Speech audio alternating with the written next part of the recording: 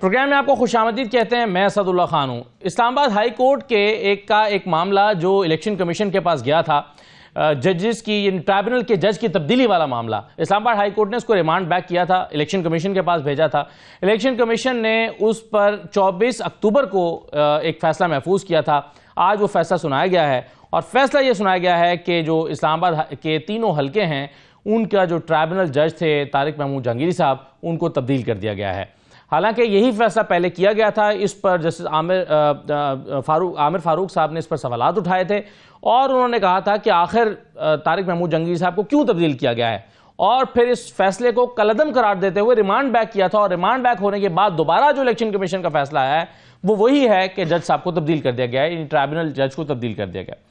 तो इस पर एक तो हम बात करेंगे। दूसरा, इलेक्शन एक्ट 2017 में तरमीम का केस ये समाअत के लिए मुकर्रर हो गया है और कल आईनी बेंच इसकी समाअत कर रहा है।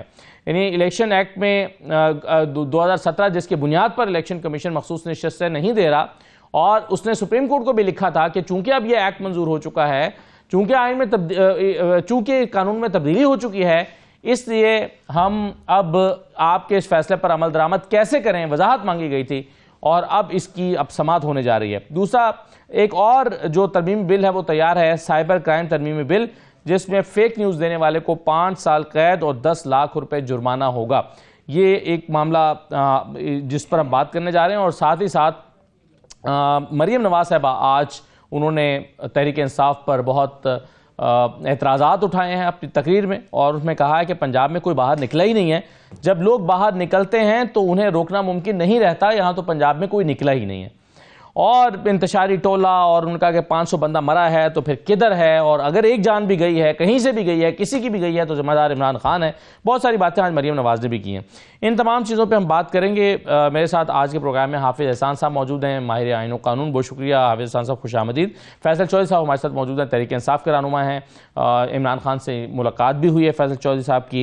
एक बड़ा अहम मामला चल रहा है कि पार्टी रहनुमाओं को ने कल शायद इमरान खान को कुछ और बताया, आज फैमिली मिली है तो कुछ और बताया है, तो क्या पार्टी सही नहीं बता रही है? फैसल चौधरी साहब इस पर राय दे सकते हैं और सूरत-ए-हाल वाज़ेह कर सकते हैं। कादिर मंदोखेल साहब हमारे साथ मौजूद हैं, पीपल्स पार्टी के रहनुमा हैं, साबिक एमएनए हैं। बहुत शुक्रिया कादिर मंदोखेल साहब, खुशामदीद कहते हैं आपको भी।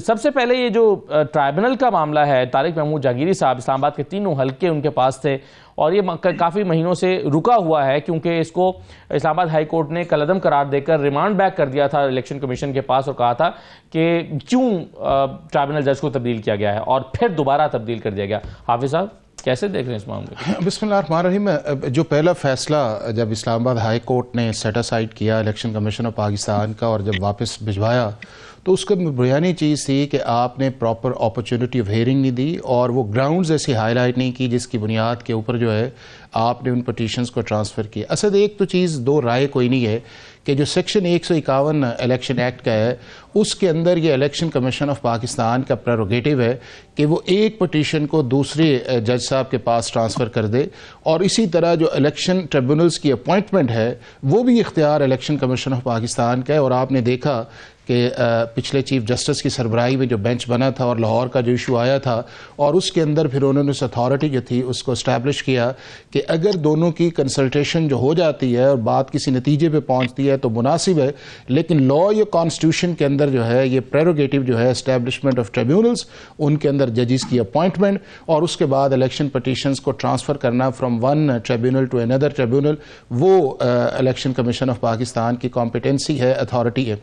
अब डेफिनेटली दोबारा ये इलेक्शन कमीशन का ये मामला जो है वो हाई कोर्ट के अंदर आएगा, लेकिन एक चीज़ इसके अंदर वाज़ेह है कि हाई कोर्ट जो है वो किसी मखसूस जज को न केस ट्रांसफ़र कर सकती है, ना किसी मखसूस जज को कह सकती है कि आप इन इलेक्शन पिटीशन को सुने। नहीं, लेकिन उसके लिए आपको रीजनिंग तो देनी पड़ेगी ना। देखिए, एक मखसूस स्टेज पर एक केस पहुंचे और एक फरीक कहे कि नहीं जी मुझे तो इस जज पे एतमाद नहीं है, मेरा ट्राइब्यूनल आप जज को चेंज कर दें, तो क्या इलेक्शन कमीशन चेंज कर सकता है? देखें, ये है कि ये वो आप सिविलाइज बात कर रहे हैं कि जब किसी मुआशरे के अंदर जो है आप जज साहब को जाके कहें कि जी अब मुझे एतराज़ है आप मेरा केस ना सुने, और वो जज जनरली नहीं सुनते उन केसेस को। बट पाकिस्तान के अंदर मामला ये है कि अगर आप सुप्रीम कोर्ट के अंदर जाएं और आप कहें जी आप केस ना सुने, तो वो चाहे चीफ जस्टिस है या जजेस है, वो कहते हैं हम तो सुनेंगे। यही आपकी प्रॉब्लम हाई कोर्ट्स के अंदर है, यही प्रॉब्लम आपकी जो है वो नीचे वाली कोर्ट्स के अंदर भी है कि हमारे जजेस जस्टिस नहीं करते। दूसरा उस वजह से एक और प्रॉब्लम भी है कि जो हमारे जजेस हैं, अब इस इलेक्शन ट्रिब्यूनल्स के अंदर जाएं तो जो जज साहब ने अपनी ऑब्जर्वेशंस दी थी या जिस तरह अपना माइंड को डिस्क्लोज किया था, वही एक ग्राउंड बनी कि जिसके अंदर दूसरी पार्टी जो है वो इलेक्शन कमीशन के पास चली गई कि ट्रांसफर ऑफ एप्लीकेशन कर दे। पॉलिटिकल कंसिडरेशन होना ऑन बात है, और यही वो चीज सबसे ज्यादा असद किसी जज को हिंच करती है, जो उसके प्रोसेस को डिस्टर्ब करती है, कि जब आप जो हैं वो अपनी ऑब्जर्वेशन जो हैं वो टिकर्स की सूरत के अंदर लेके आते हैं और वो टिकर्स जब मीडिया के अंदर जाते हैं तो अल्टीमेटली वो रिस्पॉन्सिबिलिटी जो है उस सारे कॉन्सिक्वेंस की उस जज की तरफ जानी शुरू हो जाती है और दूसरी साइड जो है उसको एग्रेसिव मोड के अंदर ले जाती है। अब यही जज साहब जो थे इनके पास आया था, नोटिस करते, नोटिस करने के बाद एक लॉ का जो प्रोसेस है वो करते, लेकिन जिस तरह उन्होंने उस प्रोसेस को स्पीड अप किया या जिस तरह की उनकी ऑब्जर्वेशंस आई, और वही चीजें जो है फिर दूसरी पॉलिटिकल पार्टी जो है जो उसके कैंडिडेट्स है वो उसको लेके चले गए इलेक्शन। और दूसरा मेरा ख्याल है कि एक मुनासिब बात यह भी थी कि इस्लामाबाद हाई कोर्ट के अंदर एक जज को तीनों केसेस नहीं देने चाहिए थे। ये केसेस जो थे आप डिवाइड कर देते, तो अब अगर एक रिटायर्ड जज को तीनों केस दे दिए जाए वो नहीं, असद जब ये केस दिए गए थे उस वक्त रिटायर्ड जज का कॉन्सेप्ट नहीं था। अब तो आगे ना, मैं आज की बात कर रहा हूं। ये तो बाद के अंदर आया है। अब ये है कि रिटायर्ड जजेस को जो है जब पाकिस्तान की सुप्रीम कोर्ट ने जो कंसल्टेशन हुई है लाहौर के चीफ जस्टिस और चीफ इलेक्शन कमिश्नर की, तो उसके अंदर जो है जो सर्विंग पे भी एग्रीमेंट हो गया और जो रिटायर्ड थे उन्होंने केसेस साहब ने उस पर मोहर भी लगा दी। लॉ आपका मौजूद नहीं, जब लॉ आपका मौजूद है तो आप उसको पॉलिटिकली तो कह सकते हैं कि जी ये इस तरह नहीं आना चाहिए, बट जितनी देर तक लॉ ऑफ लैंड आपको फॉलो करना पड़ेगा। और इस सारे प्रॉब्लम के अंदर जो चीज सामने आती है वो ये आती है कि हमारी अदालतों की ऑब्जर्वेशन, हमारी अदालतों के जजेस का कॉन्डक्ट और उसके बाद जिस तरह प्रोसेस को लेके चलना होता है, सही है उन्हीं के लिए ये चले जानते हैं कि फैसल चौधरी साहब की इस पर क्या राय है। जी फैसल चौधरी साहब, ये इस पर नून लीग को एतराज था तारिक महमूद जहांगीरी साहब पर, और कहते कि गैर जरूरी जल्दबाजी कर रहे हैं, उनका मौक़िफ़ उनके बकौल सुना नहीं जा रहा था ठीक से,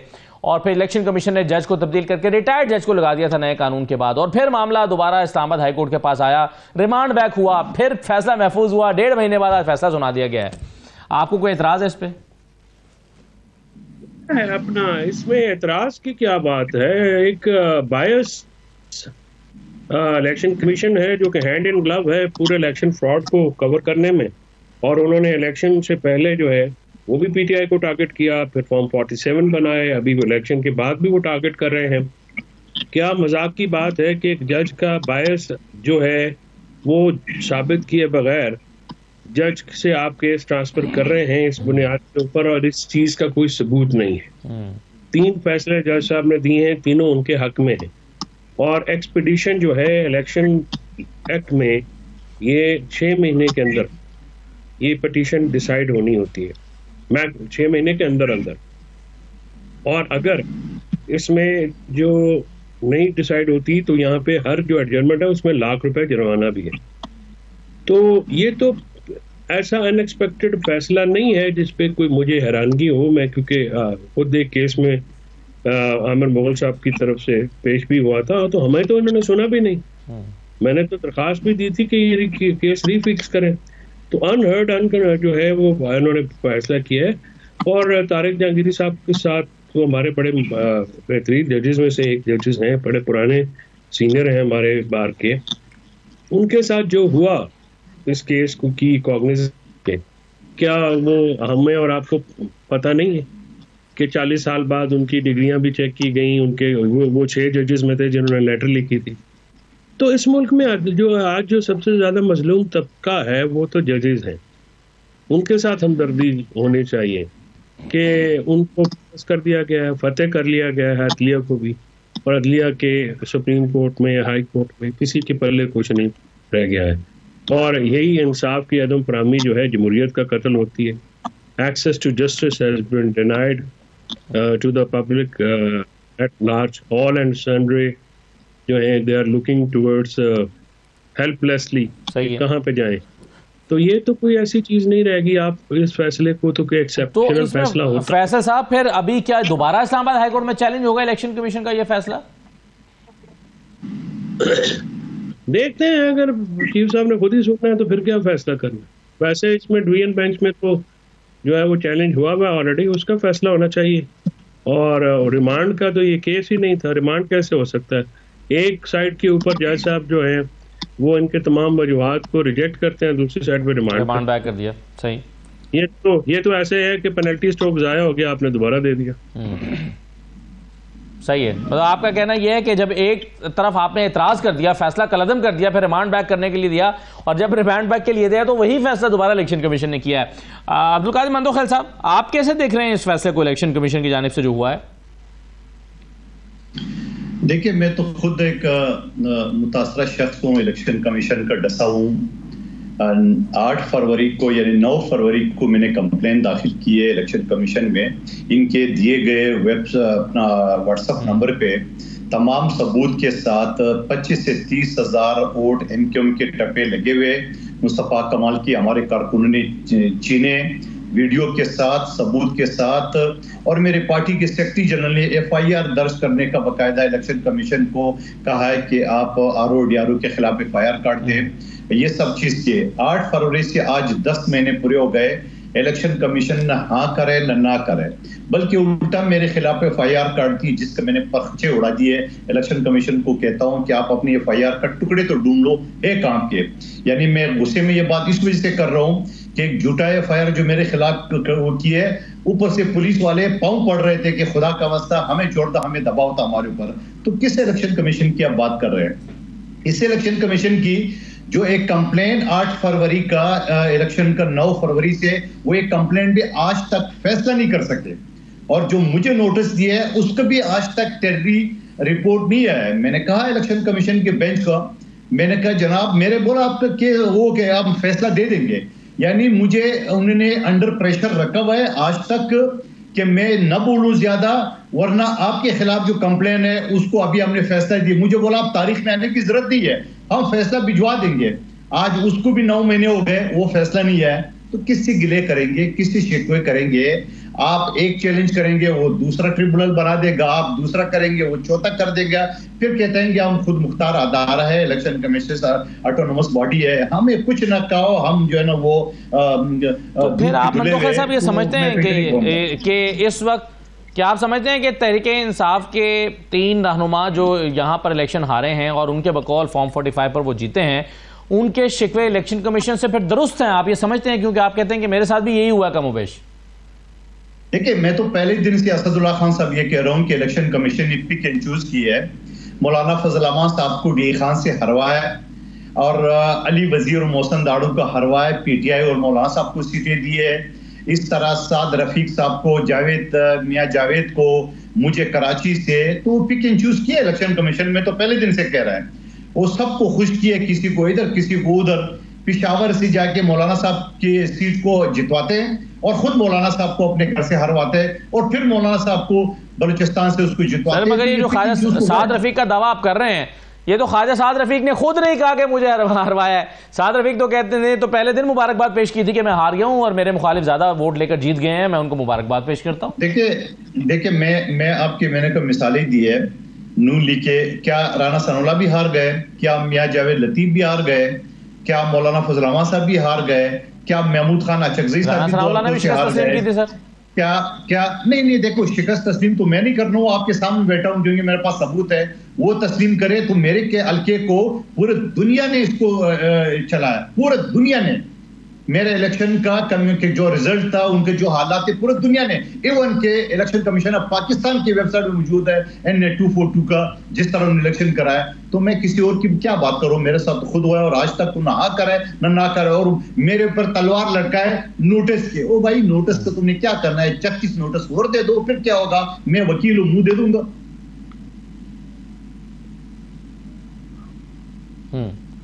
सही है। चलिए एक और मैं इस पर भाई के सॉलिडेरिटी का इजहार करता हूं। ठीक है, सही है। और उनके चौधरी साहब तो चौधरी साहब मौजूद थे बेंच में, मुझे अभी याद आया। फैसल चौधरी साहब तो मौजूद थे उस वक्त, जो मैंने कहा, फैसल चौधरी साहब को याद है, मैंने जो वोट थे, मैंने कहा ये किसके मुंह पे मारो, 25 से 30 हजार वोट, अगर ये जाली है तो मेरे खिलाफ FIR करी है, असली है तो किसके मुंह पे मारो। आप मौजूद थे, मुझे अभी याद आ गया कोर्ट में। जी सर, बिल्कुल सही है। अच्छा, एक और मामला भी है, और फैसल चौधरी साहब, इलेक्शन कमीशन एक और मामले में भी कन्फ्यूजन का शिकार रहा है, और वो कन्फ्यूजन ये थी कि एक तरफ पार्लियामेंट ने तरमीमी एक्ट आ गया उसकी तरफ से 2017 में, और दूसरा ये है कि 12 जुलाई का फैसला सुप्रीम कोर्ट की तरफ से आ गया। तो उन्होंने कहा था कि अब हम किस पर अमल दरामद करें, तो उस पर तो सुप्रीम कोर्ट ने वजाहत कर दी थी कि नहीं, आप सुप्रीम कोर्ट के फैसले पर ही अमल दरामद करें। अब इसको जो चैलेंज किया था तहरीक इंसाफ ने, कल आईनी बेंच समाअत करने जा रहा है इलेक्शन एक्ट 2017 में तरमीम का जो केस है, इस पर आप इसको कैसे देख रहे हैं सर? आईनी बेंच नहीं, जाहिर है इसको सुनना था, तो क्या एक रास्ता, यानी अगर सुप्रीम कोर्ट का फैसला खिलाफ आता है तो फिर तो आपके ख्याल में ये इलेक्शन कमीशन के पास वाज़ेह रास्ता होगा कि वो मखसूस निशस्तें दे सकते हैं फिर हुकूमती जमातों को? ये एक सब्जुडिस मैटर है, और कल क्योंकि आईनी बेंच उसको सुनने जा रहा है तो मुनासिब है इस पर कॉमेंट ना किया जाए। ये बहुत अनप्रोफेशनल बात है कि एक फैसला जिसको अभी अदालत ने सुनना है, एक मुकदमे को, उसके ऊपर राय नहीं की जाए। तो मेरी प्रोफेशन की डिमांड है कि मैं बिल्कुल सही है सर। मेरा सवाल ये फैसल चौधरी साहब ये नहीं है कि सुप्रीम कोर्ट का फैसला क्या आएगा, मैं ये कह रहा हूं कि दायरा दो ही सूरतें होंगी ना, या फैसला हक में आएगा या खिलाफ आएगा। तो अगर तहरीक इंसाफ के खिलाफ फैसला आता है तो इलेक्शन कमीशन के पास ये इख्तियार हो जाएगा कि वो ये मखसूस निशस्तें हुकूमती जमातों को दे दे। मेरा तो ये सवाल है सर। असदुल्ला भाई, जब तक फैसला नहीं आएगा उस पर तबसरा मुमकिन नहीं होता जब तक रीजनिंग जो है वो सामने ना आए। रीजंस को देख के ही आप उस पर कोई तबसरा कर सकते हैं। एक चीज जिसका वजूद ही नहीं है अभी, उसको हवा में तबसरा करने का कोई वो मोतबर तरीकाकार नहीं है। बिल्कुल सही है। चले मैं एक और अंदाज में सवाल हाफिज साहब से कर लेता हूँ। हाफिज साहब, ये कितनी अहमियत का हामिल केस है? देखिए, चीज़ ये है कि इलेक्शन एक्ट के अंदर पार्लियामेंट जो है उसकी ये लेजिस्लेटिव कॉम्पिटेंसी है कि वो अमेंडमेंट कर ले जी, और कई अमेंडमेंट्स आई हैं उस चीज़ के अंदर। अब ये जो अमेंडमेंट्स थी ये आपके 4 एरियाज़ के अंदर आई थी। एक ये आई थी कि जब आपने नॉमिनेशन पेपर को आपने देना है उस वक़्त आपने अपनी पार्टी एफिलिएशन जो है उसका एक प्रूफ उसके साथ देना है। दूसरा उस सीट के अंदर आई थी कि जब आप एक दफ़ा डिक्लेरेशन दे देते हैं तो आप उस डिक्लेरेशन को विड्रॉ नहीं कर सकते। तीसरा उस वक़्त आया था कि जो आपका सेक्शन 94 है उसके अंदर ये है कि अगर आपका कोई इलेक्शन शेड्यूल रिज़र्व सीट्स का कोई प्रोग्राम निकलता है तो उस प्रोग्राम को जो है आपको फॉलो करना चाहिए। और फिर ये था कि आपको अपनी एफिलिएशन जो है जब आप डिक्लेयर कर दें तो आप उसको रिटर्न नहीं कर सकते। अब ये है कि ये उस पीरियड के अंदर आई कि जिस वक्त रिज़र्व सीट्स वाली जो जजमेंट थी वो आपका शॉर्ट ऑर्डर आया था, लेकिन उसकी डिटेल रीजनिंग नहीं आई थी। और सुप्रीम कोर्ट जो थी वो सिर्फ आर्टिकल 51 के ऊपर जो है उसकी बजाय उसने आर्टिकल 17 के ऊपर एक फ़ैसला दिया। अब सुप्रीम कोर्ट ऑफ पाकिस्तान अगर आर्टिकल 51 या आर्टिकल 17 या आर्टिकल 106 के मुताबिक फ़ैसला दे देती तो शायद पार्लियामेंट जो है वो लेजिस्लेशन ना करती इस चीज़ के अंदर कि इशू एक डिसाइडेड था। जब सुप्रीम कोर्ट ने 12 जुलाई की जो जजमेंट एक वेग दी और उसके अंदर उनका सेंट्रिक पॉइंट ये था कि इनको सीट्स दी जाएं और वो सीट ऐसी पॉलिटिकल पार्टी को दी जाए ना जिसकी पटिशन थी, ना जिसकी प्रेयर थी, और ना ही उन्होंने किसी स्टेज के ऊपर इसको क्लेम किया था कि हमें दी जाएं। लेकिन पाकिस्तान की सुप्रीम कोर्ट ने आर्टिकल 187 जो है उसका एक्सरसाइज किया। हालांकि आर्टिकल 187 जो है वो subject to article 175 supreme court का फैसला गलत था। नहीं, मैं ये कह रहा हूँ असद ये है कि मैं ये कह रहा हूँ कि जब उस फेज के अंदर जाके जब इलेक्शन एक्ट के अंदर अमेंडमेंट आई और उसका रिट्रोस्पेक्टिव 2017 तक दिया गया तो उसके बाद जो है ये लेजिस्लेशन आपकी आ जाए और आपकी सुप्रीम कोर्ट की जजमेंट की डिटेल रीजनिंग ना आए तो लॉ मौजूद है। अब इसी चीज़ को इलेक्शन कमीशन ऑफ पाकिस्तान ने जो है वो सुप्रीम कोर्ट को कहा और साइमल्टेनियसली इस अमेंडमेंट्स को आपने हाई कोर्ट्स में भी चैलेंज किया हुआ है और सुप्रीम कोर्ट के अंदर भी किया हुआ है, जो आपने कहा है कि कल उसके अंदर लगा हुआ है। अब इसको अंदर ये है कि मैं ये समझता हूं कि अब सुप्रीम कोर्ट के अंदर जो एक जजमेंट भी आई हुई है कि अगर कोई मामला हाई कोर्ट के अंदर पहले फाइल हो जाए तो हाई कोर्ट को पहले फैसला करना चाहिए और सुप्रीम कोर्ट को जंप इन नहीं करना चाहिए। ये 1976 से ये फैसला आ रहा है और यही जो ऑब्जर्वेशन कुछ आपके सामने थी जब पंजाब के इलेक्शंस आए और नीचे आए और मामला सुप्रीम कोर्ट के अंदर आया तो इन्हीं सुप्रीम कोर्ट ने कहा कि जब मामला वहां पे पेंडिंग है लाहौर हाई कोर्ट के अंदर तो हमें जुरिस्डिक्शन को एक्सरसाइज नहीं करना चाहिए।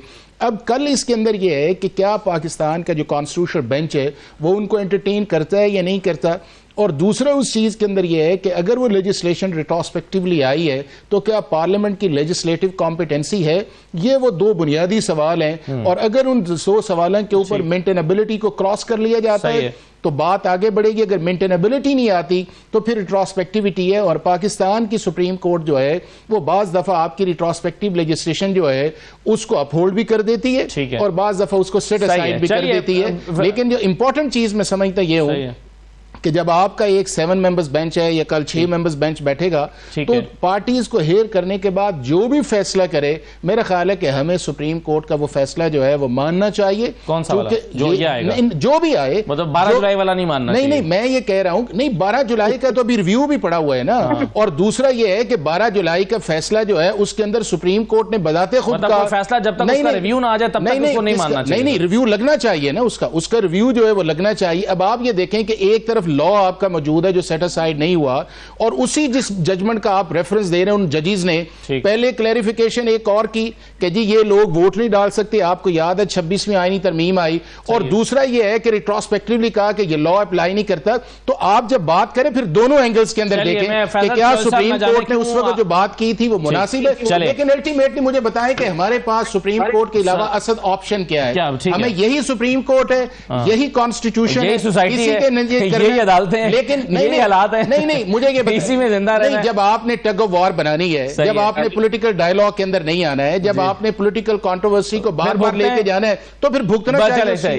ये सही है। चलें फैसल साहब, न जाने क्यों आपकी बातों पर मुस्कुरा रहे हैं। मैं एक छोटा सा ब्रेक लेकर वापस आके उनसे जानता हूं, हमारे साथ रहिए।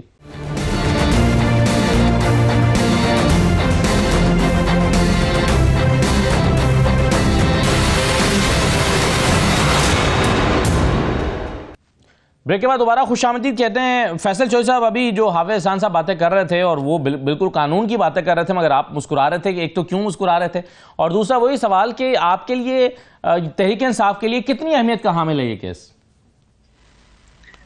तहरीक इंसाफ के साथ साथ पाकिस्तान के लिए भी काफ़ी अहमियत का हामिल है ये केस। जाहिर है रेट्रोस्पेक्टिव इफेक्ट्स आप पार्लियामेंट लाते हैं, लेकिन रेट्रोस्पेक्टिव इफेक्ट असद एक इलेक्शन हो गया, उसमें किसी और लॉज के तहत हुआ, अब उसको आप अंडू कैसे करेंगे?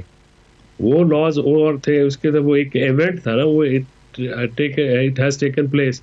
अब आप जाके रेट्रोस्पेक्टिव इफेक्ट करके, आप खुद बेनिफिशियल लेजिस्लेशन करके एक पार्लियामेंट क्या खुद को जो है एक्सटेंड कर सकती है? फॉर एग्जांपल अगर इलेक्शन जो है 5 साल के लिए हुआ है और आप जाके रेट्रोस्पेक्टिव इफेक्ट में उसको 25 साल के लिए पार्लियामेंट डिक्लेयर कर लें, तो कैसा हो सकता है? ज़ाहिर नहीं हो सकता। तो मैं इस बात पे जो है वो हैरान था कि 12 मई का फैसला जो है वो तो नाकाबिल अमल है, लेकिन अभी जो फैसला आएगा वो आने से पहले हम मान लें। तो उसके ऊपर क्या रीजनिंग देनी है अदालत ने, उसने अदालत ने कब देना है, सुनना है नहीं सुनना, लेकिन हम जो हैं वो उसको मानने के लिए पहले से तैयार बैठे हैं। तो क्या कि फैसला जो है वो इस तरह का आ रहा है कि जो माना जाना चाहिए। दूसरी बात यह है कि फैसलों पे अमल दरामद ना करवाने की जो रवायत थी वो बंदयाल साहब के दौर से पड़ी। जब पंजाब हुकूमत इलेक्शन के फैसले हो गए तो उसके बाद जो है उसके ऊपर अमल दरामद नहीं कराया जा सका। कुछ हमारे दोस्त जज अभी हैं, उन्होंने भी उसकी अमल दरामद में उस वक़्त रुकावटें डाली, लेकिन आज वो उसका ही खमियाजा भी भुगत रहे हैं। तो अभी सुप्रीम कोर्ट असद जो सुप्रीम कोर्ट इस वक्त है वो तो एक ग्लोरीफाइड सेशन कोर्ट है, और कॉन्स्टिट्यूशनल बेंच जो है वो उसकी तो फॉर्मेशन ही हुकूमत ने की है। तो इस फॉर्मेशन में जिसमें जो हेड हैं बड़े मोहतरम है मेरे लिए, लेकिन उन्होंने खुद अपने आप को वोट दिया। तो ऐसे जो जिसकी इखलाकी बुनियादी कमज़ोर हो, बिल्कुल सही है। लेकिन एक इंपॉर्टेंट क्वेश्चन ये है मंतुखैल साहब के एक फैसला जो सुप्रीम कोर्ट से आ चुका हो, जब तक उसका रिव्यू नहीं लग के उसका फैसला आ जाएगा, क्या उस पर अमल दरामद नहीं होता? सुप्रीम कोर्ट का फैसले पर अमल दरामद तो होना ही होता है शायद। आपकी बतौर वकील क्या राय है इस पे? देखिए, मुझे बड़ा इख्तिलाफ है उस फैसले से, और ये दोनों मेरे भाई वकील है, मेरे साथ एग्री करेंगे। ये पेन है, अगर ये पेन इंट्रोड्यूस कर ले असम्बली तो सुप्रीम कोर्ट के पास सिर्फ इतने ही इख्तियार है कि ये पेन है, पेंसिल नहीं है, या पेंसिल नहीं है पेन है, उसके अलावा कोई इख्तियार नहीं है। ना वो अमेंड कर सकते हैं माजी की तरह जो जनरल मुशर्रफ। सर अगर मंतुखैल साहब, लेकिन सर अगर सर मेरा एक सवाल है, अगर ये पेन है और सुप्रीम कोर्ट ये कहे कि हाँ कि ये एक पेन है और फिर उसके बाद पार्लियामेंट एक कानून बनाए और कहे कि नहीं ये पेंसिल और इसका इतलाक मैं 2021 से कर रहा हूं कि जब ये तब से ये पेंसिल ही है, तो सर ये रेट्रोस्पेक्टिव इसका इफेक्ट हो सकता है या नहीं हो सकता? देखिए बड़ा अच्छा सवाल किया आपने। आप मुझे बता दो कि एक बेंच का सरबरा, मैं नाम नहीं लूंगा, आप समझ रहे हैं, जो वो अपने चीफ जस्टिस को नहीं मानते, मैं उसकी कमेटी को नहीं मानता हूं, नहीं बैठूंगा, क्योंकि उसने फलां जज को क्यों निकाला। मैं सदर पाकिस्तान जो सुप्रीम कमांडर है उसकी ऑर्डिनेंस को नहीं मानता हूं, जो कि वज़ीर आज़म के एडवाइस पे होता है। मेरे जो नीचे 2 जजेस है जिनने मुझसे इख्तिलाफ किया, आप काजी फैसल साहब का हवाला दे रहे हैं सर, जो उमर ता बंदयाल साहब के पेन से उठ के चले गए थे। अरे भाई सुन ले, आप काजी फैसल साहब का हवाला दे रहे हैं। अरे यार जिसका भी आप नाम लेते रहो ना, मैं तो आपको हवाला दे रहा हूं। मैं तो आपकी बात समझने के लिए पूछ रहा हूं जी। बिल्कुल उसी की बात करो।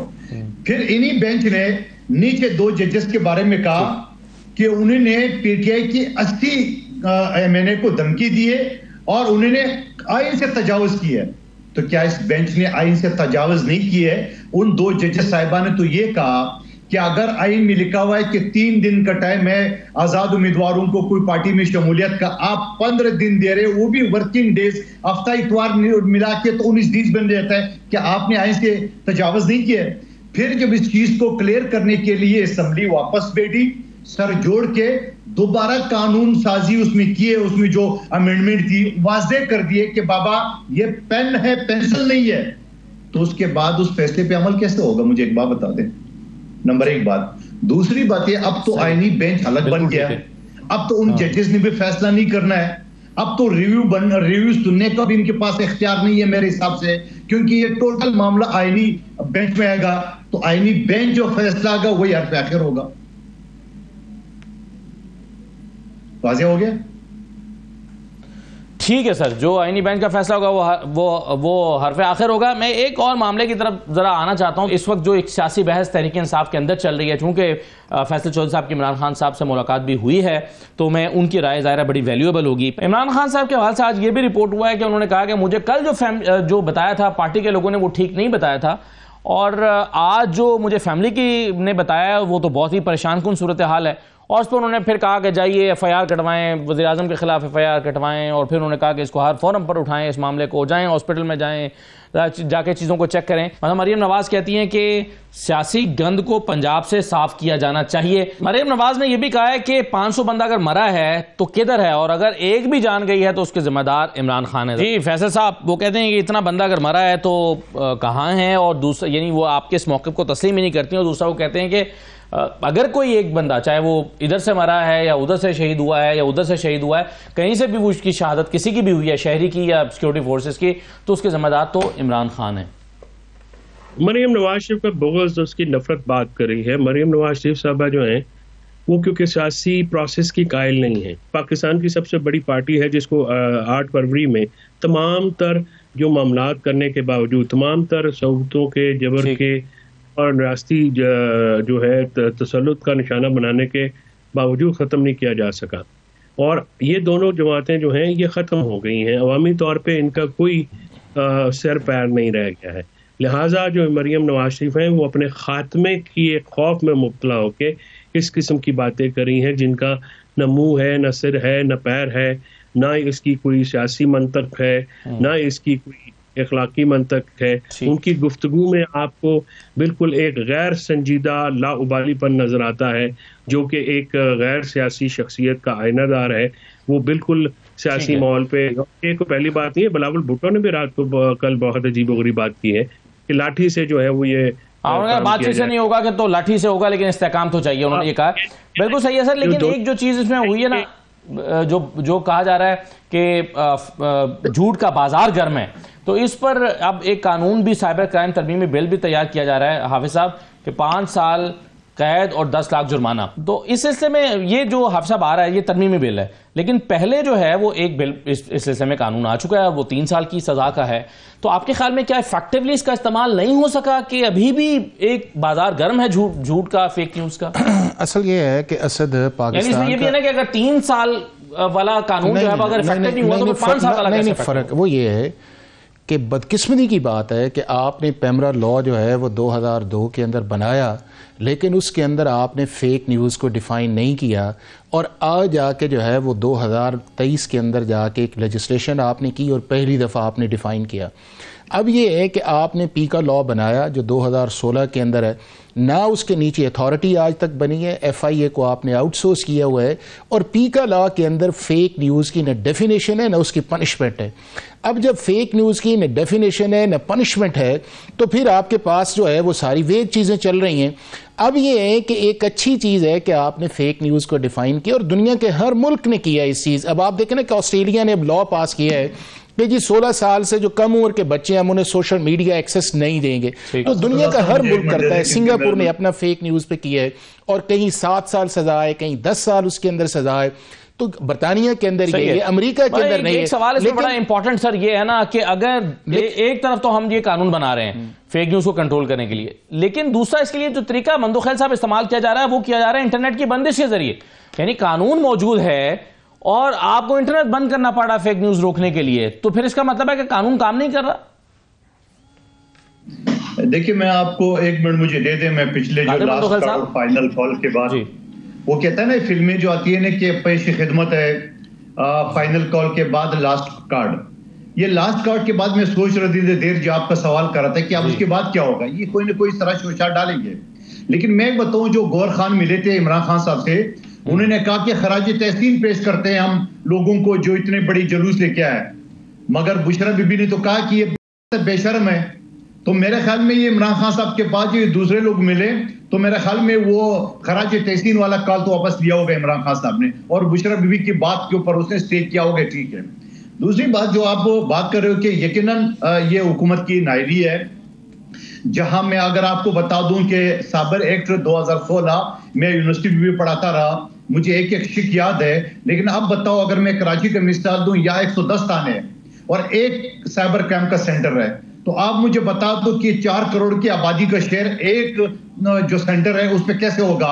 मैंने कंप्लेन दाखिल की है जो आज तक जवाब नहीं आया है। तो मैं ये समझ रहा हूं कि ये सारी चीजें इनके उस वक्त तक बेकार है जब तक जो है ना ये बाकायदा सेंटर नहीं बढ़ाएंगे, बाकायदा अफसरान तैनात नहीं करेंगे, बाकायदा मजीद उसको जो ना अमला तैनात नहीं करेंगे। एक हीरोइन का या फिल्म स्टार का केस तो आप हाईलाइट कर देंगे, मगर आम पब्लिक का, मैं जब MNA खड़ा हो गया तो मेरे साथ 8-10 MNA और खड़े हो गए जिनकी भी यही कंप्लेन थी। तो ये इनका नाकाम है, इसी वजह से इंटरनेट बंद करता है क्योंकि इनके जो साइबर क्राइम है वो तो बिल्कुल बेकार गेम है। बहुत शुक्रिया कादिर मंदो खैल साहब, बहुत शुक्रिया फैसल चौधरी साहब, हाफिज हसन साहब, बहुत शुक्रिया प्रोग्राम में शिरकत करने के लिए। एक छोटा सा ब्रेक लेते हैं। ब्रेक के बाद जो वज़ीर ख़जाना ने फरमाया है कि IMF की अगली किस्त के लिए 39 सख्त शराइत का सामना करना पड़ेगा। डॉक्टर खाकान नजीब साहब से इस पर बात करेंगे, वो 39 शराइत क्या हैं उस पर भी बात करते हैं, और क्या पाकिस्तानियों को मुआशी तौर पर आइंदा दिनों में मुश्किलात का सामना है या आसानियां हो रही हैं। एक ब्रेक के बाद वापस आते हैं।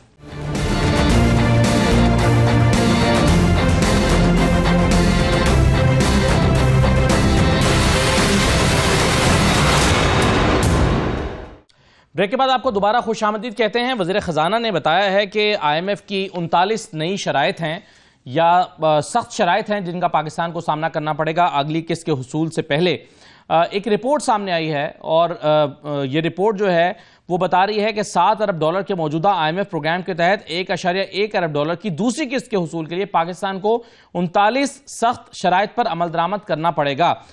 IMF शराइत में सिविल अफसरान और फैमिली के असासाजात को फरवरी 2025 तक डिक्लेयर करने और टैक्स एमनेस्टी या टैक्स मराहत न देने के मुतालबात शामिल हैं। IMF शराइत के तहत बजट से इजाफी ग्रांट नहीं दी जाएगी और गवर्नेंस और करप्शन डायग्नोस्टिक असेसमेंट रिपोर्ट तैयार की जाएगी। दूसरी किस्त के हुसूल के लिए मार्च 2025 तक ज़र मुबादला के ज़खायर 3 माह के दरामदी बिल के बराबर लाना होंगे।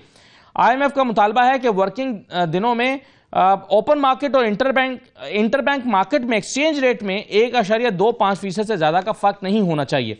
शराइत के तहत सरकारी गारंटीज का हजम 5600 अरब से जायद ना होने और बेनजीर इनकम सपोर्ट प्रोग्राम के तहत टोटल रकम का हजम 599 अरब रुपए से जायद ना करने का कहा गया है। IMF का मुतालबा है कि हुकूमत मरकजी बैंक से बोरोइंग नहीं करेगी। IMF शराइत के तहत सेहत और तालीम पर अखराजात जो हैं वो 2863 अरब रुपए तक करने और रवा माली साल 12,913 अरब का टैक्स हदफ हासिल करना होगा। IMF की शराइत के तहत ताजरों से 50 अरब का टैक्स भी जमा करना होगा और IMF का मुतालबा है कि टैक्स रिफंड्स की मद में बकाया जात 24 अरब से जायद ना हो और पावर सेक्टर के बकाया जात 417 अरब से जायद ना हो। इस सूरत हाल पर हम बात करेंगे। हमारे साथ डॉक्टर खाकान नजीब साहब मौजूद हैं, माहिर मुआशियात। बहुत शुक्रिया डॉक्टर साहब, खुश आमदीद। डॉक्टर साहब, क्या पाकिस्तान को कड़ी शराइत का सामना है दूसरी किस्त के हुसूल के लिए? असद, एक तो बात यह है कि मेरी और आपकी जब भी बात हुई है और मैंने ये हमेशा मेंटेन किया है कि पाकिस्तान को इस वक्त IMF के बगैर चलाना प्रूडेंट पॉलिसी मेकिंग नहीं है। और इसका जो आप कह सकते हैं अहाता है वो हम इस तरह करते हैं कि प्रोग्राम होता है IMF के साथ इंगेजमेंट के बाद आपको आज एक मैक्रो स्टेबिलिटी मुल्क में दिखाई दे रही है, जिसका मतलब है कि अफरात ज़र कम हुई है, पाकिस्तान के रिजर्व्स बढ़े हैं, पाकिस्तान का बैरूनी खसारा संभला है और कुछ फिजिकल डिसिप्लिन यानी कि मालियाती निज़ाम में बेहतरी जो है वो आई है। ये सब जो है is a result of the engagement with the fund, plus जो बाहर के लोन्स हैं वो रीशेड्यूल भी हुए और कुछ नए आना शुरू हुए। तो बिलीव कीजिए कि ये मस्ट है अगले 1.5 से 2-2.5 साल जब भी प्रोग्राम का जो 3 साला टेन्योर है वो पूरा करना। पर असद ये भी साथ कहना ज़रूरी है कि पाकिस्तान IMF के 24 में एंगेजमेंट में ज़रूर है, बट याद रखिए कि ये एंगेजमेंट्स जो हैं उसमें से जो लॉन्ग टर्म या जिस तरह एक्सटेंडेड फंड फैसिलिटी ये 3 साल की है, ज़िंदगी में एक ही बार पूरी की है फंडामेंटली, और वो 2013-16 का प्रोग्राम था। ये बात मुझे इसलिए मालूम है कि वो मैंने एंकर किया है उस कोर टीम के साथ जिसने ये प्रोग्राम कंप्लीट किया। हम बाहर आ जाते हैं ऐसी ही मुश्किलात में जिसका आपने अहाता किया है अभी।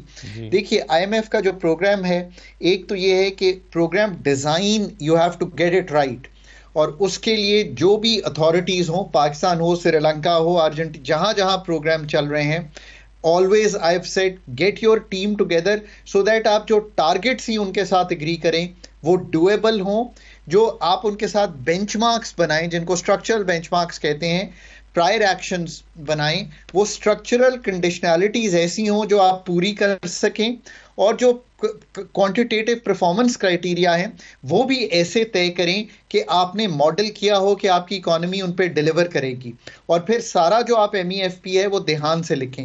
आई थिंक जो पाकिस्तान का प्रोग्राम है इस वक्त, आई थिंक कि थोड़ा सा जब जून का प्रेशर था, बजट भी था, प्रोग्राम में भी जाना था, ये थोड़ा सा हेस्ट में बना। हम एक जायज़ा ले लेते हैं अमूमी तौर पर कि कहाँ खड़े हैं। देखिए, आपने इस दिसंबर तक 6,009 अरब रुपए FPR की मद में पूरे करने हैं। अभी अगर आप पहले ही 5 माह का जायज़ा लें तो 340 अरब का शॉर्टफॉल तो वहीं पे दिखाई दे रहा है इन 6,009 में। अगर दिसंबर ऐड कर लेंगे तो हो सकता है ये बढ़ जाए। सो आपको फंड पूछेगा कि अब आप क्या करना चाहते हैं। फिर आपने कहा कि हम बजटरी स्पेंडिंग जो हेल्थ और एजुकेशन पे करेंगे वो 1405 अरब की करेंगे 6 माह में, क्योंकि पहले 685 अरब का टारगेट भी मिस होता हुआ दिखाई दिया है। सो क्या आप इसको पूरा कर पाएंगे? सो आप बात समझ गए होंगे। ताजिर 2 स्कीम में हमने कहा डॉक्टर साहब इसका सोल्यूशन क्या है? आप 340 अरब कह रहे हैं, एक रिपोर्ट में मेरे पास 356 अरब की फिगर भी है। क्या इसके लिए IMF से हम रिक्वेस्ट करेंगे कि इस टारगेट को रिवाइज करें, या हमें कुछ और मेजर्स लेने पड़ेंगे जिसको हम मिनी बजट कहते हैं, उसके लिए कुछ नए टैक्सेस लगाना पड़ेंगे? ये शॉर्टफॉल हम कैसे पूरा करेंगे, और शॉर्टफॉल की वजूहात आखिर क्या है 356 अरब रुपए की? देखिए, सबसे पहली वजह तो ये है कि जब प्रोग्राम का इजरा किया तो 40% बढ़ोतरी एग्री कर ली FPR की टैक्सेशन में 1 साल के अंदर अंदर, और इसका मतलब था कि 1.5-2% ये एग्री कर लिया कि टैक्स टू GDP बढ़ जाएगा। एक स्लोइंग इकोनॉमी में जिसमें मैन्युफैक्चरिंग भी स्लो है, इवन अब तो एग्रीकल्चर भी जो नजर आ रहा है वो बहुत ग्रो नहीं कर रहा, तो आप कैसे ये यानी आप ये कह रहे हैं कि लोग पैसे कमाएंगे नहीं तो टैक्स कैसे देंगे, और पैसे लोग कमा नहीं रहे, आप ये कह रहे हैं? दुरुस्त। एक चीज हुई। नंबर 2 चीज ये हुई कि आपने एस्टिमेट किया कि जो इन्फ्लेशन है, अफराते ज़र है, वो ज़्यादा होगी, यानी कि लेट से 12%, उस पर 3% ग्रोथ होगी जिसका मैं पहले जिक्र कर चुका हूँ, स्लोइंग है, तो 15% तो टैक्स यहीं से आ जाएगा। इन्फ्लेशन ही शायद 4% इससे कम रहे, 9%, 8% के करीब रहे, ग्रोथ भी स्लो हो, तो जो ऑटोनमस यानी कि बगैर कोई काम किए हुए ग्रोथ आनी थी टैक्स में, वो भी उस तरह नहीं आएगी। फिर जो 1500-1800 अरब के टैक्स कह रहे हैं, मेरा ख्याल है वो भी पूरी तरह शायद रियलाइज नहीं होंगे। सो टैक्स के हदफ में आपको डिस्कशन करनी पड़ेगी। आपने कहा ताजिर दोस्त से 25 अरब रुपया हम ले आएंगे, 50 पहले 50 तो पूरे साल में लाना जी, है, जी। पर हमने जी। अब वो भी मुश्किल लग रहा है कि मेरा नहीं ख्याल कि हम ये कर पाएंगे। किसी और मद में जरूर ले आएंगे, पर जो ताजिर दोस्त स्कीम है मेरा ख्याल है उसमें नहीं लाएंगे। फिर आपने ये कहा, ये तो हमने एक जायजा लिया है अभी तक, जो इंडिकेटिव टारगेट्स हैं। फिर आपने ये कहा कि आप जो सेंट्रल बैंक के रिजर्व्स हैं वो एक हद तक बिल्ड करेंगे।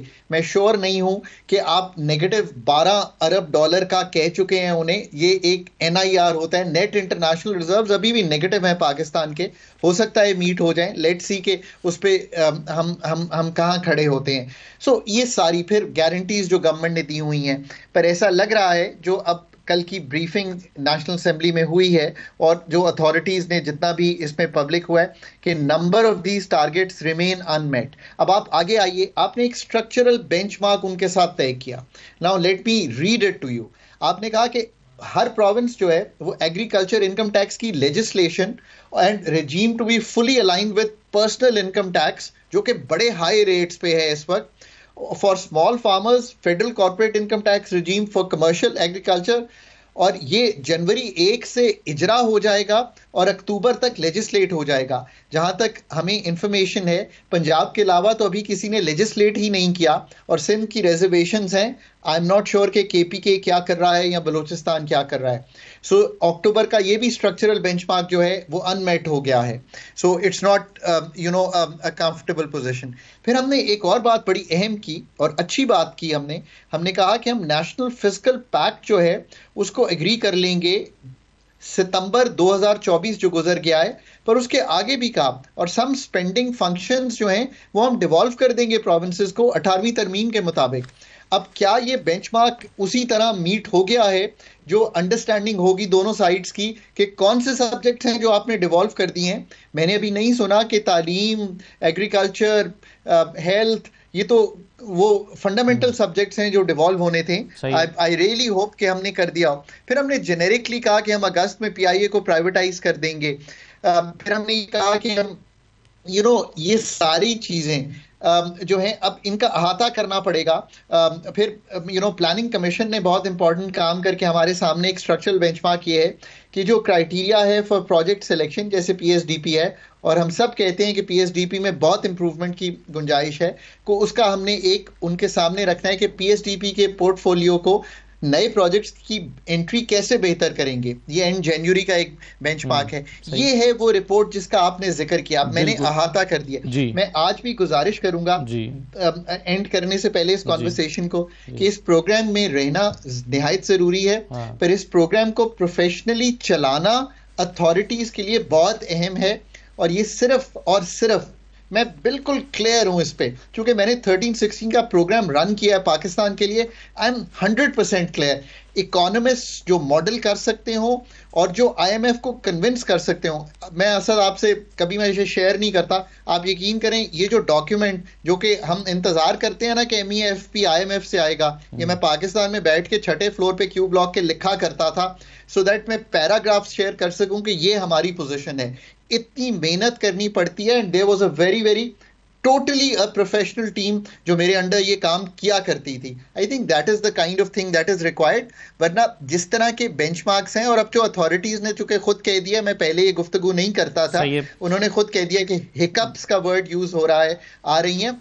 Hiccups are never good for authorities, और ये भी याद रखिए कि ये हिकअप्स जब तक आपकी प्रोफेशनल साइड काउंटर ना कर सके IMF के आर्ग्यूमेंट्स को, आप 11 PhDs वहां से आते हैं, वो हर एरिया के माहिर ही नहीं है बल्कि मॉडल कर रहे हैं बार बार। तो आप क्वेश्चन कर रहे हैं बेसिकली इस टीम को भी जो उन्हें डील कर रही है।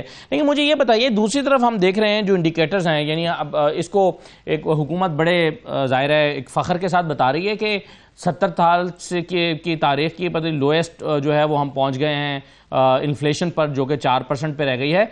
कौन से ऐसे इकदाम हैं जिसकी वजह से इन्फ्लेशन कम हुई है? वो यानी किस चीज़ पर हुकूमत को क्रेडिट दिया जाए? पाकिस्तान की जो मैक्रो स्टेबिलिटी है, ये सही बात है, वो है, जिसका मतलब ये है कि आईएमएफ की इंगेजमेंट की वजह से आपकी चूंकि ज़र मुबादला के ज़खायर बेहतर हुए, एस्टैब्लिशमेंट और अथॉरिटीज़ ने कुछ एक्शंस लिए, रुपया स्टेबल हुआ, इंपोर्टेड इन्फ्लेशन टूटी, एग्रीकल्चर 6% पिछले साल ग्रो किया है, इसलिए जो फूड प्राइसेस का बढ़ना है वो तो मेरे ख्याल है 1.7% पे इस महीने में आ गया है। ओवरऑल जो इस वक्त एनर्जी प्राइस पास थ्रूज हैं वो हो चुके हैं। याद रखिए कि ये तो वो अनासिर हैं जो को आप कह सकते हैं कि अथॉरिटीज़ और फंड ने मिलकर किए।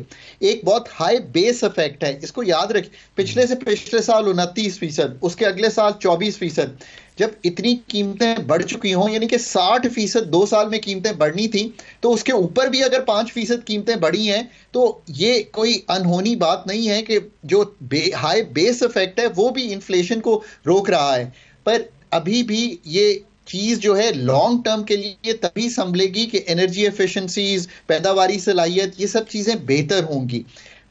पाकिस्तान की दूसरी मैक्रो स्टेबिलिटी की वजह जो है, या मैक्रो स्टेबिलिटी को अगर एक्सप्लेन करूं तो वो ये है कि आपकी चूंकि रिजर्व्स की पोजीशन बिकॉज इनफ्लोज बेहतर हुए हो गई है, आपके करंट अकाउंट क्योंकि इंपोर्ट्स और एक्सपोर्ट्स दोनों जो हैं उस तरह ग्रो नहीं किए, आपका रेमिटेंस ग्रो की है बिकॉज फॉर्मल सेक्टर में पैसे आए, तो ओवरऑल स्टेबिलिटी है। ये बात हुकूमत की दुरुस्त है, पर ये शॉर्ट टर्म स्टेबिलिटी जो है इसका ये भी याद रखिए कि प्रोग्राम के चलने से ताल्लुक है, और दूसरा ताल्लुक इस चीज से है कि ये एक वक्त है और ये एक स्पेस है। एक सेकंड असर, अभी तो मैंने वो चीजें बयान की हैं जो फंड के साथ कंप्लीट करनी है, उसमें तो मैं गया ही नहीं हूं कि उस वक्त और स्पेस में एनर्जी रिफॉर्म्स, ग्रोथ के reforms, rationalisation of expenditures, broadening of tax, और सबसे ज्यादा जो पाकिस्तान की रैशनलाइजेशन ऑफ रेगुलेटरी रजीम है, यार ये सब काम तो अभी आईएमएफ से हट के करने हैं, प्राइवेटाइजेशन एडेड।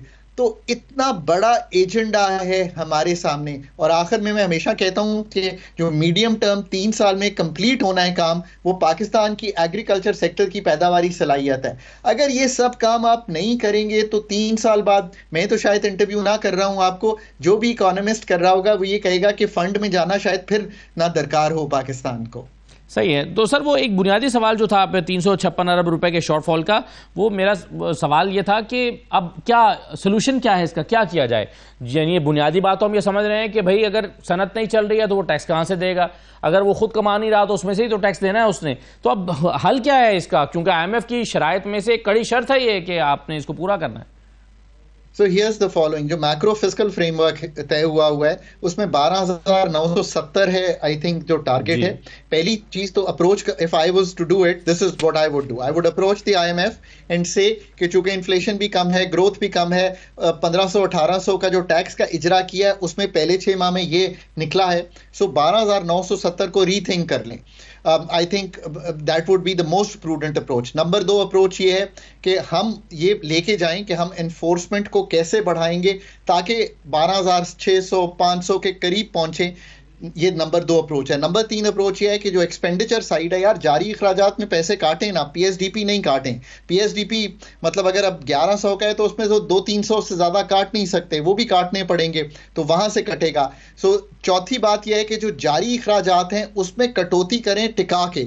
5वीं बात यह है कि प्रोविंसेस को कहें कि वो अपने जारी अखराजात में टिका के कटौती करें। और छठी बात यूं है कि जो आपको स्पेस मिल रही है ना कि इन्फ्लेशन के नीचे आने का फायदा क्या हुआ है, पॉलिसी रेट कम हुआ है, तो जो हमने मार्कअप में 9,800 अरब पे करना था वहां पे स्पेस आई है। ये 7 बातें फंड के साथ करें और उन्हें कन्विंस करें कि नया मिनी बजट नहीं देना, बट ऐसा होगा नहीं, इसलिए कि जब तक ये 7 बातों की कन्विंसिंग हो नहीं पाएगी, फंड ये कहेगा कि आपने लिखा हुआ है कि अगर शॉर्टफॉल होता है तो हम नया टैक्सेस जो है उसका इजरा करेंगे। Now that's the negotiation Pakistan needs to do. ठीक है, बहुत शुक्रिया डॉक्टर खाकान नजीब साहब। पाकिस्तान को मुश्किलात का सामना है इस लिहाज से कि आईएमएफ को उन्हें कन्विंस करना है, 356 अरब का शॉर्टफॉल है, उसके लिए आईएमएफ चाहता है कि मिनी बजट आए, नए टैक्सेस लगाए जाएं, और पाकिस्तान को कन्विंस करना है आईएमएफ को कि नए टैक्सेस न लगाए जाएं, बल्कि जो टारगेट रखा था एफबीआर की कलेक्शन का उसको आप नजरसानी उस पर कर लें और उस हदफ को कम कर लिया जाए। देखें क्या होता है आने वाले दिनों में। इजाज़त दीजिए, अल्लाह हाफिज़।